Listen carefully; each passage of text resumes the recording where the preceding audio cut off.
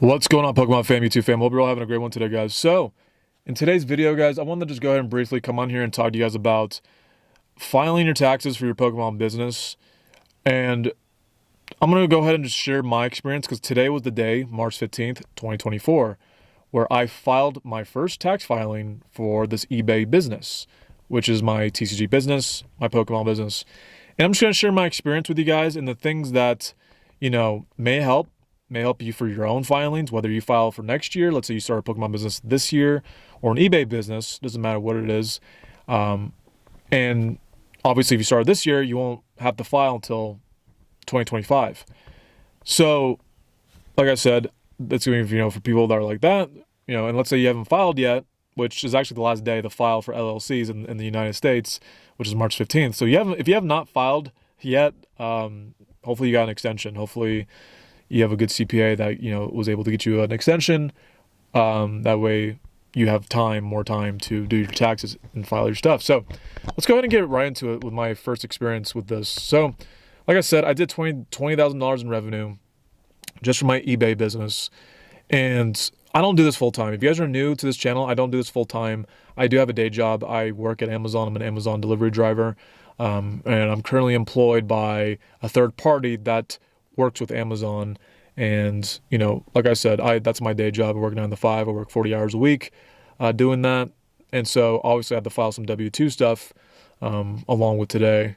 So the things that I prepared for before this filing, and that's something that you want to pretty much do, especially if you have an eBay store. If you're brand new, you've never filed before, you need to prepare, because this is what saved me today. And I'm really grateful for it. So the thing that I did, first and foremost, people have asked me many times, why did I get an LLC? I think I announced it a long time ago, maybe like 5 months ago.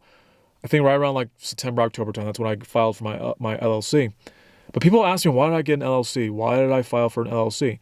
The reason why I got an LLC was not only for the, protection of my own personal assets. You never know what happens with, business and stuff. Not only is it to protect my own personal assets, but also there is a lot of tax incentives, tax loophole incentives, I would say, that are going to help you with your write-offs when you are doing your filing, for the tax season. And I underestimated how much that benefited me, and it benefited me a lot. Saved me thousands of dollars, guys.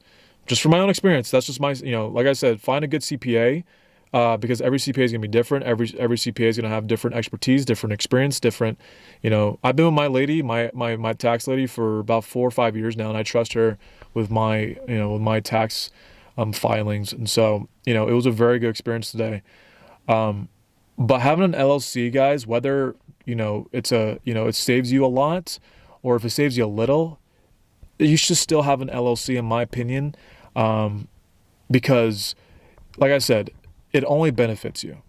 Having an LLC does not go against you, in my opinion, in any other way. It's there to help the business, not put the business on a crutch or hurt the business.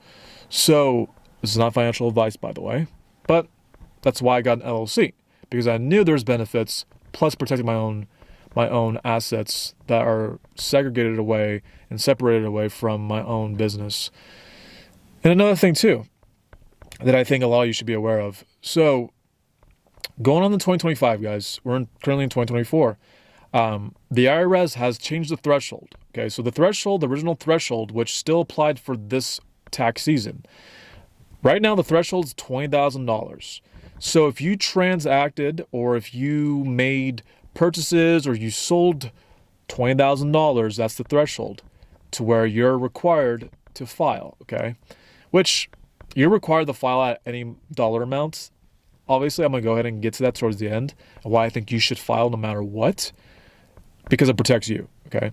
But I'll go ahead and I'll sum that up towards the end of this video. But like I said, the threshold this year, this current tax season is at $20,000.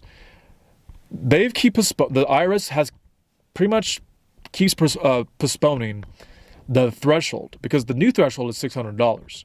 You transact anything more than $600, right? That has to be filed. That's the new requirement. And they're saying that next year, the next filing season, which is 2025 or 2024 going to 2025, that threshold will be in effect. Now, we don't know if that's going to be in effect. They can postpone it as long as they want. But I'm just telling you the news, okay? If you have not heard of the $600 rule, I'm pretty sure most of you have if you're watching this video. But be prepared for that, okay? If you sell more than $600 worth of stuff, you more than likely have to file because eBay is going to send you a 1099-K, which is the form you have to go file when you do and go do your taxes, okay? So, like I said, be prepared for that because the tax season is going to change. If they implement that for next tax season, guys, that's going to change a lot. There's going to be a lot more small sellers that are going to be lump summed into that filing pool. A lot of small vendors, sellers, even if you make one transaction, let's say you sell something out of your garage in a local place, somewhere local, and the person cash apps you $650, you require to file that. So, not my rules. I don't agree with it, but that's just how it is. You always want to be prepared, okay? So I'm preparing you guys for that for next year, okay? That could be in effect going on to next year. So, and then my final thoughts, like I said, you should file no matter what, especially if you plan on selling. And let's say you do sell below $20,000, you should always file because the last thing you want to happen, guys, is for the government to audit you, okay? I don't want the government to audit me as myself. I don't want the government to audit me. The reason why you don't want the government to audit you is because if once they audit you, okay, let's say, for example, you do $10,000 in sales and you don't file, okay? Now, you just have to cross your fingers and hope and pray that the IRS doesn't come across you, right? Because we're all numbers at the end of the day. We're just our social security numbers. That's how the government sees us. They don't care about our names. They don't care what we do. They don't care.